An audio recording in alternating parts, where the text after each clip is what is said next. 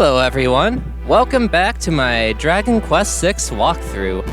Today, we're going to be visiting Howl Castle and then a village called Clearvale with our co-host Skyzo. How you doing, my man? I'm doing well, hello YouTube. Now, this episode is a bit obnoxious in a few ways. Like, you know how sometimes this game has you running around doing some arbitrary sequence triggers? Yeah? This part is one of the most obnoxious in the game about it. Just count how many times I fast forward through lands we've already treaded and see what you think. So what are we going to be doing? Well, see, this king, he's got a son, and before his son inherits the throne, he's got to get baptized in a cave called the Baptismal Cave. Only thing is, there are monsters, and this kid is a little sensitive. So we being big, brawny warriors are gonna help to protect him from the monsters and get his butt baptized. So if I understand this correctly, this is going to be an escort mission. Yep. Well, that sounds... I'm not really sure how that's going to work. We beat up the monsters. But they can, right now he's hiding, so we gotta find him. I thought this was a boy, the one you're talking to. No, he's Prince Howard's friend. Okay. He plays hide and seek with children. Oh. It looks like he has a mustache, actually. I'm gonna have to watch. Yeah, see? He does, doesn't he? Never noticed. Well, there you go. Never gonna be able to unsee it. Well, I mean, it's kind of right around the chin, so, like, I could probably do it. Or maybe not. Only when the sprite is probably not facing forward.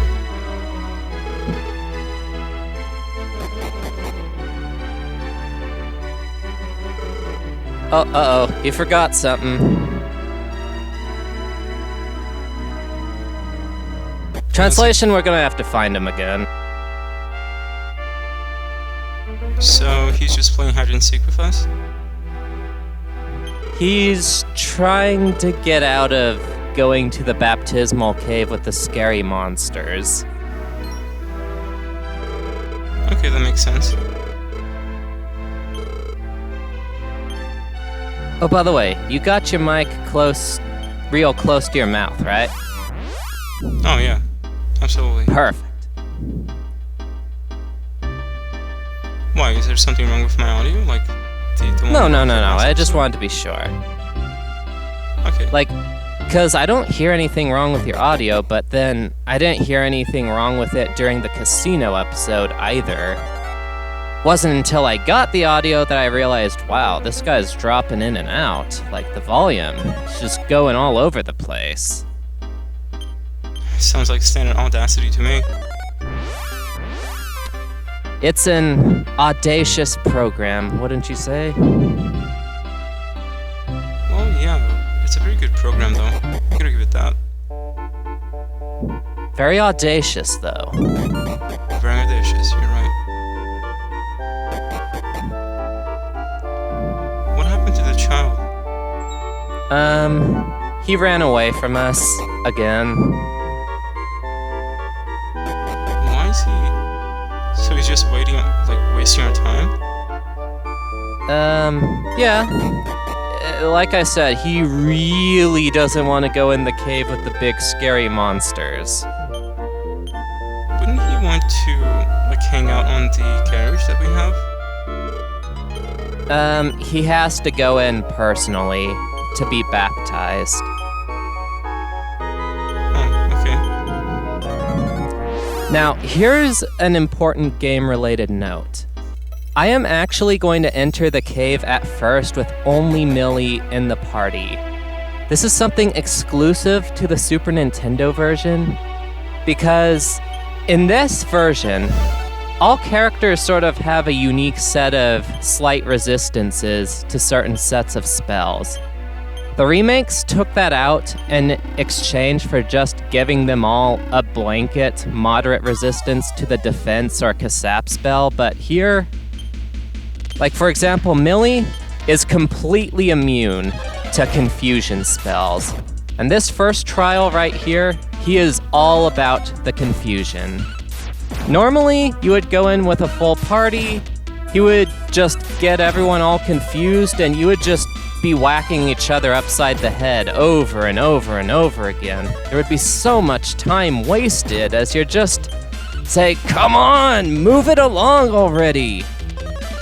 But Millie is immune in this version, so we just hit him a bunch of times. I'm actually very relieved that the boy is not incorporated into the party, because that would be very difficult to defend him. Oh, ran away again.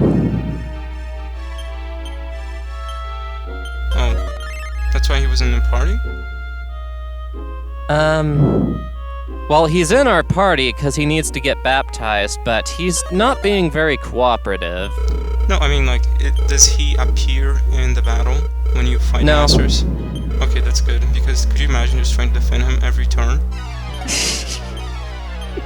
Yeah. That... Oh wow, I don't even want to imagine that. It'll be a nightmare.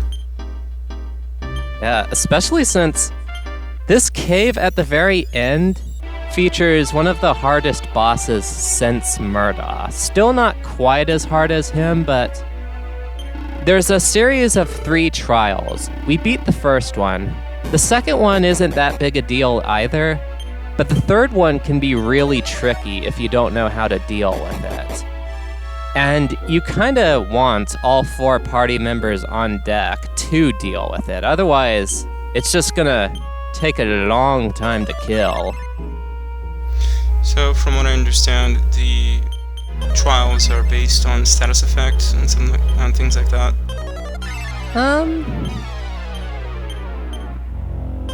Possibly. I know the third one is like that and the first is like that. Not sure about this guy. But in any case, this is another thing to keep in mind for the Super Nintendo version. He has both concentrated targeting and inverted targeting. No, low HP targeting and inverted. That means he chooses the character with the least amount of HP to attack. And he will always attack that character. And in this case, that character is Millie. He is going to attack her every single round of the fight, which is his greatest danger, but also his greatest weakness, because it means we shut him down completely just by putting, like, I think 2 or 3 buffs on Millie, and then we just go ham. In the remakes, you want to use a move called Leg Sweep, which you get after just 1 fight in the martial arts vocation. And Leg Sweep has about a 50% chance of stunning him for the turn. So you can also just shut him down that way.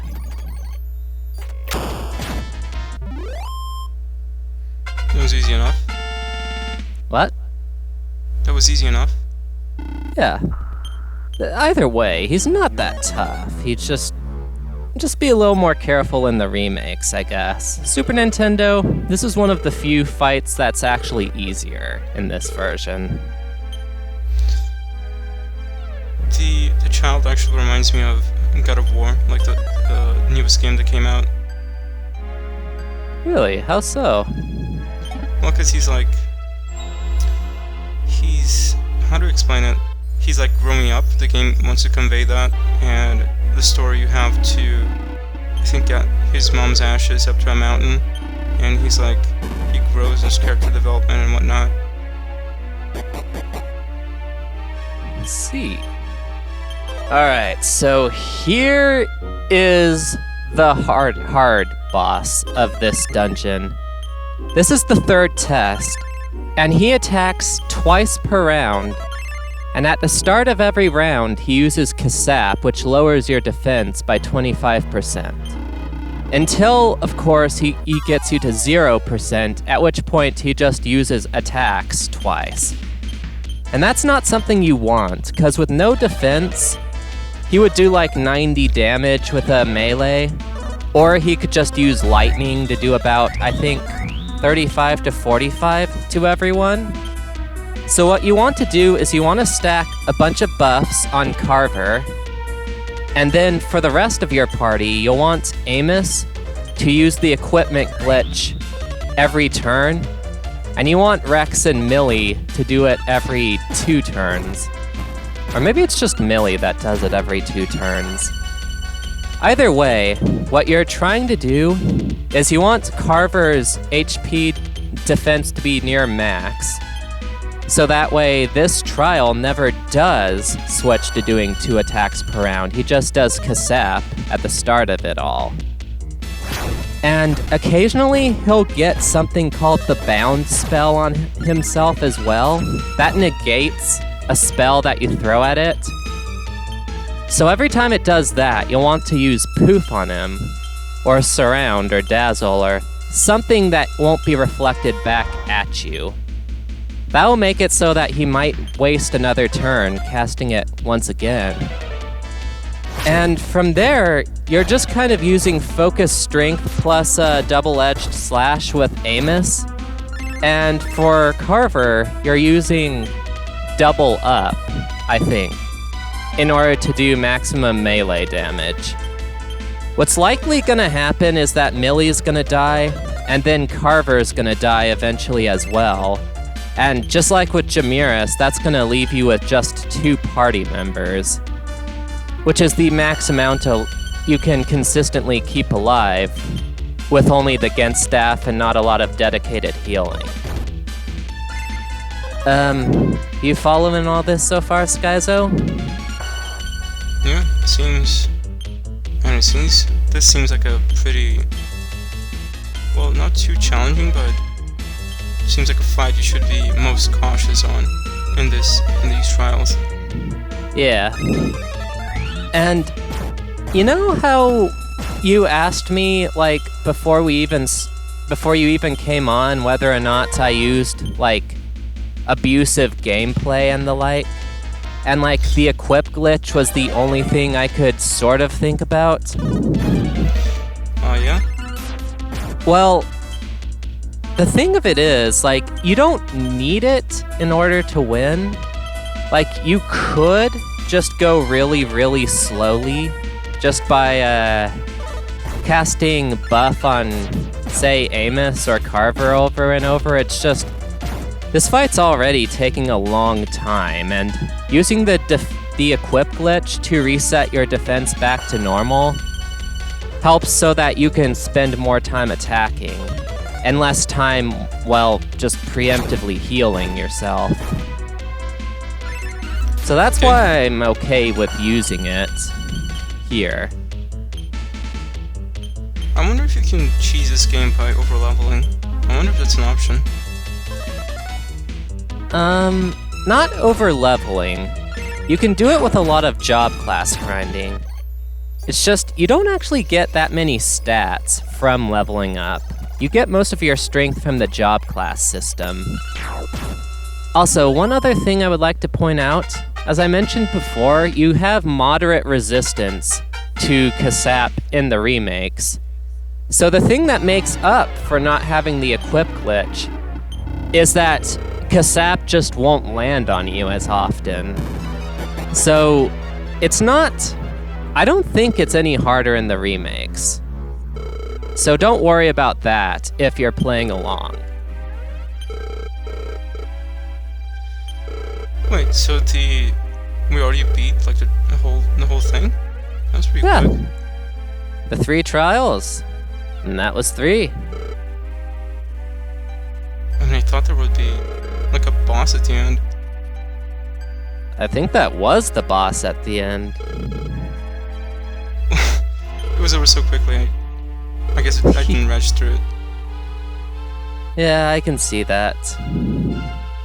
Oh, by the way, be sure to talk to Howard again after this. Because just like with the Mirror of Ra, the game does not require you to get him back into your party before you leave. It's just you'll get stuck and have to go through the dungeon again. Yet another jerk move on their part. Oh, I just realized you have two coffins with you, and those are party members. Yeah, that means they're dead. So you just casually resurrect them? Yep.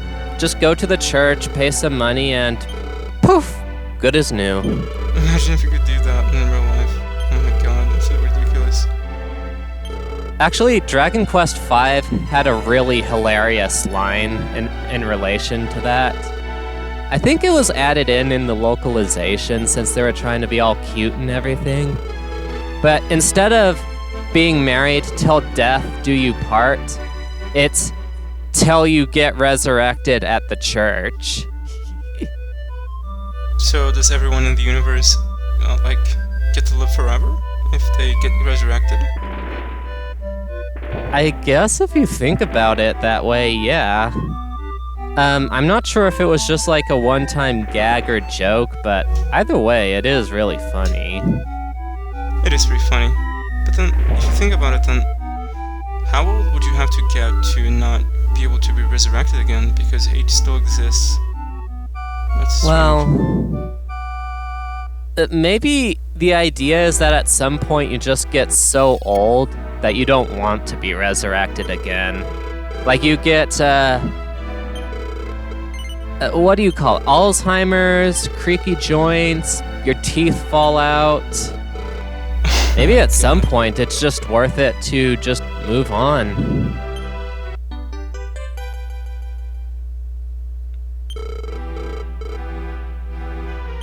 Also, we just got the magic key. That is why we did all this.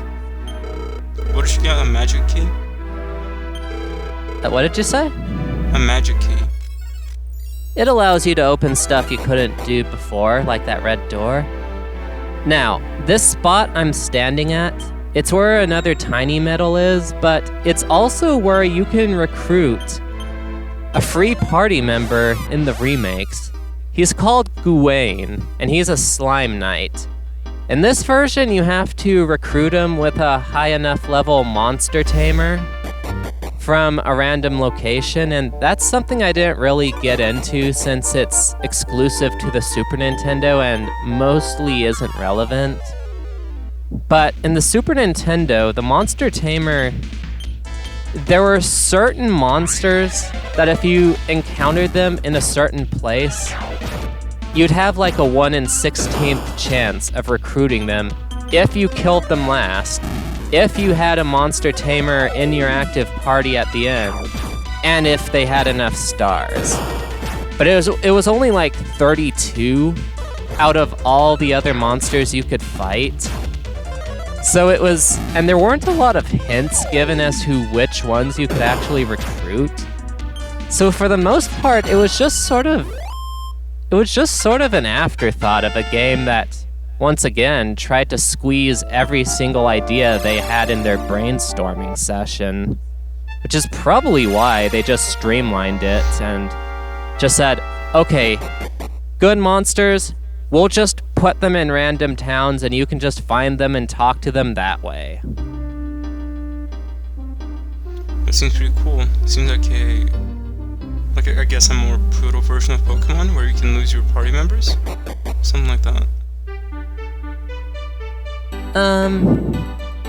Something like that, yeah. Don't need any Pokeballs, just as long as there's a Pokemon trainer in the match, they'll just flock to the Pokemon trainer. Maybe. Wait, so when you catch a monster, it doesn't actually have to follow you? I don't understand. No, it does. It flocks to the Pokemon trainer. Okay, so you would have it every battle then, if it's alive. Yeah. And if you don't leave it at Ruida's Tavern. That's a place you can go to in Dharma Temple, the job class system temple. You can leave certain party members behind if you want. Except for Rex and the red-haired girl called Ashlyn. You don't want to do that yet. But once you have more than 8 party members, it's something you'll have to do at some point. You're allowed 4 in the active party and 4 in the wagon. After that, you gotta start storing people.